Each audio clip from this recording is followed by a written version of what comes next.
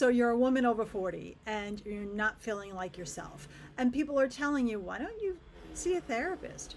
But here's the thing, you either don't believe in therapy or you've seen a therapist before in the past and didn't have such a great experience.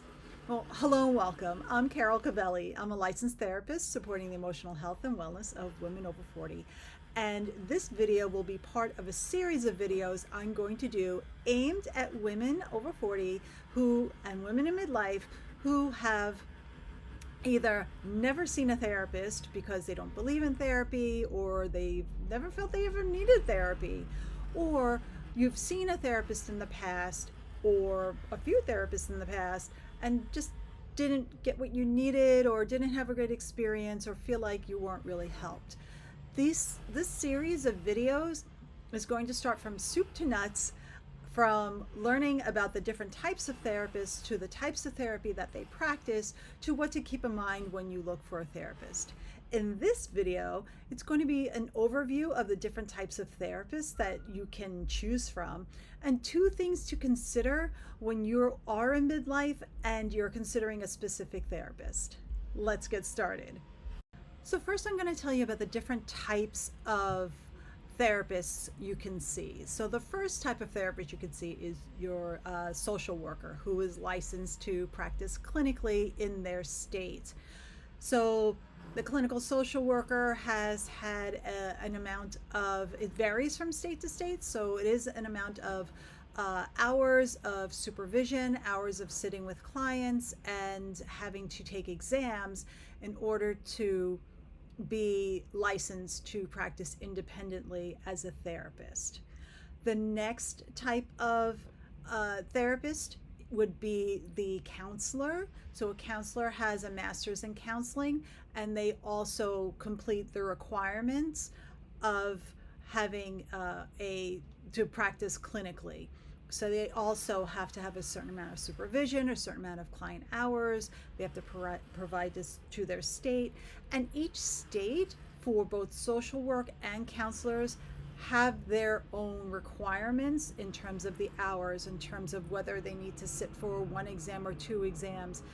And so licensing is state specific. So I'll get to that in a moment. The next type of therapist you can see is your psychologist. So psychologists can have their PhD, and that's typically more for research and academia, or they can have their PsyD, which is more emphasizes clinical, working clinically. And again, state specific. There is also licensing. Once they receive their PsyD, they can get their license through the state that they live in. And so all 3 can have licenses in multiple states. In fact, with psychologists, there is something called a PsyPact, where a number of states have banded together and a psychologist can have licensure in multiple states as being part of this pact. Social workers and counselors do not have that option, but they can contact the licensing boards of other states to apply to be licensed in those states, even though they may not live in those states. And again, it's following the rules of the state as to whether or not that state does require residency or not. So you may see that a social worker or a counselor may be licensed in multiple states, and that is okay if they have those licenses. Now, the next 2 are less frequently seen as doing therapy. They're more medication management, but there is exceptions to that. So then you have your psychiatrist and your psychiatric nurse practitioner. So a psychiatrist is a medical doctor who has completed all the requirements to practice as a psychiatrist. And usually psychiatrists are known more for prescribing medication, and I'll give you an exception to that. But first, I'll describe also with psychiatric nurse practitioners. Same thing, they go through their education program in order to be licensed to prescribe medications psychiatrically. Now, typically, depending on the setting, so in a setting where, in say in the US, where it's an insurance based setting, so if it's a group practice or if it's a psychiatrist practice and they are in network with insurance companies and they accept insurance, they typically are more prescribing medications than providing psychotherapy. And same thing with nurse practitioners. So again, if that is an insurance-based practice, it's more likely you will be looking at just medication management. And if you that's what you're looking for, that is great. If you want to see a doctor to prescribe medication or a nurse practitioner who prescribes medication but also provides therapy, that you will find more in an out-of-network or boutique practice or setting where insurances are not, the providers are not in network with insurance, they're out of network with insurance. They may provide a super bill, but in those settings, they do tend to, the provider will tend to not just prescribe medication, but also provide some psychotherapy. Now, there are a few things to consider when you're looking at a specific person. So let's say you were given a recommendation, or you went onto Google and did a search, or you went into ChatGPT and put in what you were looking for, and they gave you certain names to look up. There are a few things that you want to know.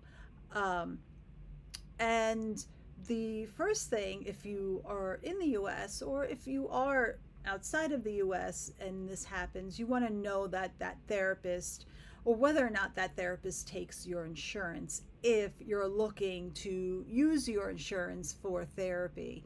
If it doesn't matter, if you would or prefer not to use your insurance, then you don't have to worry about that so much.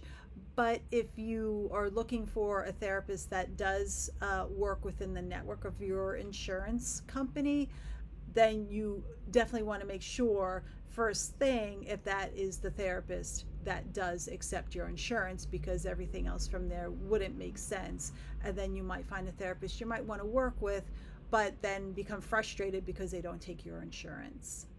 The next thing you want to consider is it's two layers. So it'll be the next thing and then the third thing. So the next thing is, does this person convey an understanding of midlife? So you're in midlife and you want to know that the therapist you're seeing kind of gets it in a sense, right? To what degree is up to you. You might want someone who this is their specialization. You don't want to have to explain. You want to walk in and be like, okay, at least they know about this, and then you let them know what's happening. Or you may want them to at least have an understanding of what a midlife experience might be like. And that doesn't necessarily mean that that person is female. You might connect with a therapist who is a male therapist, but man, like what he has in his profile or what he has on his website really resonates for you. And that's okay. There's no have-tos in this process. It's finding what is going to work best for you. And note that the first therapist you reach out to may not be the right therapist for you after you have a talk. And then I'll adjust that in a later video about like consultations and what to look for and things like that. But don't necessarily limit your options unless you really feel like I must see a female therapist. Then of course. But if you're open, if for you the important thing is this person needs to understand midlife, and you're not finding a therapist that will that seems to dovetail with that, or if there is something specific to the issue you want to work on, and you're just finding like this one person happens to really understand, or they're saying something that really resonates for you, but they happen to be male, that is okay. It's worth at least a consultation. Um, because sometimes it's hard to find someone who really gets everything that you're going through, but you definitely want to find someone who has a good sense of what you're experiencing. And also, that person doesn't have to be in midlife themselves. That therapist could also be a younger therapist, and that's okay. Again, it's going back to what feels most comfortable for you. And then finally, what you want to look for initially. Now, this is all before you actually see the therapist, before you have the consultation. This is like your initial, I'm going online, I'm looking through to see what options there are, I'm checking out the different platforms or the different therapist registries to see what's out there. So this is your initial, this is like phase one of your search. And finally, what you want to look for is when this person talks about how they work, is that something that you're you're interested in? Right? So if you want to address something that's happening in the here and now, and you have absolutely no interest in going back to your childhood or your past other than just giving a general overview, then when someone puts in their profile depth oriented, or they list certain therapies that are um, more in the line of looking deeper or looking at childhood experiences, then you want to steer clear of those people. you, you don't want to be seeing a person who is looking to do depth oriented work, or that is how they practice, and you don't have an interest in that. You want to work on what's happening in the here and now and how to move forward, or you want a solution. You want to find solutions to a very specific problem. Might not be the right therapist for you. And in turn, if you want to address a trauma, a past trauma in your life that's come back up, or you're experiencing debilitating anxiety or panic attacks, you may want to. So, as far as anxiety and panic attacks, you could go either way with it because there is CBT. So, that's an acronym that focuses more on what's happening with your thoughts and what's happening in the present. So, you may want to go in that direction. It is actually absolutely evidence based. Or for anxiety and panic, you may want to get to the root of why am I feeling anxious? Why do I have these panic attacks? What's going on underneath? And as far as trauma, you absolutely want to know at the very least that the person that you're seeing is trauma informed, if not trauma trained.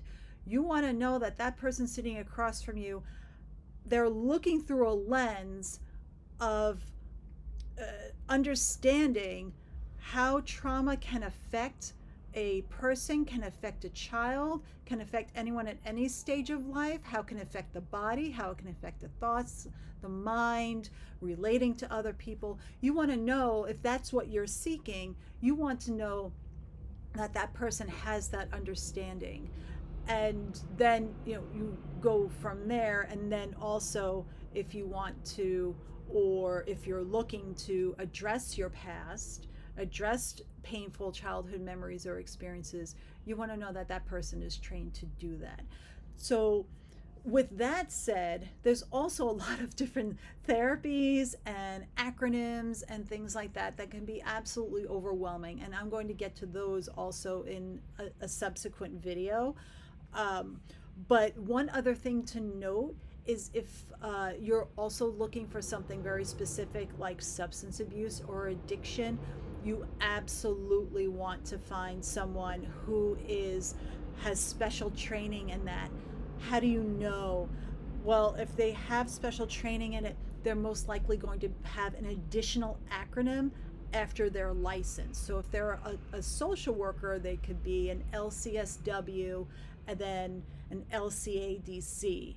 So there are the few overviews if you are looking to potentially see a therapist, but either you've had a not so good experience in the past, or you've never seen a therapist before, and either you're not really sure where to start, but you're feeling not so confident about what to do next, or just want to kind of check out what that process might be like. I hope this very first video in this series is helpful.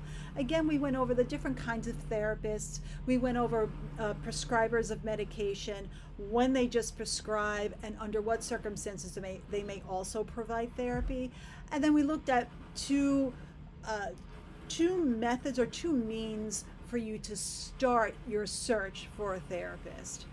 And if this video resonated for you, or if it was helpful, please like and subscribe and share. Again, this video is the first video in a series, so I will be going down the road into different types of therapy, into how to look at a therapist's profile, how to handle the consultation. It's not just about putting everything out there. You're trying to interview the therapist as well. So there'll be a bunch of videos, and it will have its separate playlist. So again, please like, subscribe, and share, and I'll see you in the next one.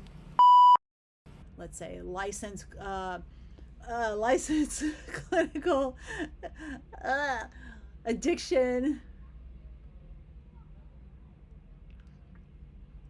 Cut all that.